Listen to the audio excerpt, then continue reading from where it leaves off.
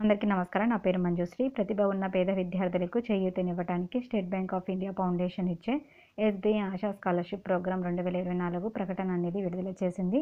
వీటికి అర్హత వచ్చేసి 6వ తరగతి నుంచి 12వ తరగతి వరకు డిగ్రీ, పీజీ, ఐఐటి, ఐఎంలో చదువుతున్న భారతీయ విద్యార్థులు ఎవరైనా ఈ స్కాలర్షిప్కు దరఖాస్తు చేసుకోవచ్చు. గత విద్యా సంవత్సరం కనీసం 70% మార్కులు అనేవి సాధించి ఉండాలి.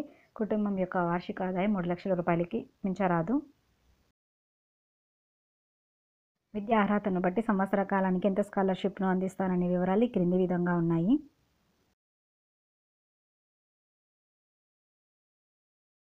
ఈ స్కాలర్షిప్కు అప్లై చేయడానికి అవసరమైన డాక్యుమెంట్స్ యొక్క వివరాలు ఈ క్రింది విధంగా ఉన్నాయి.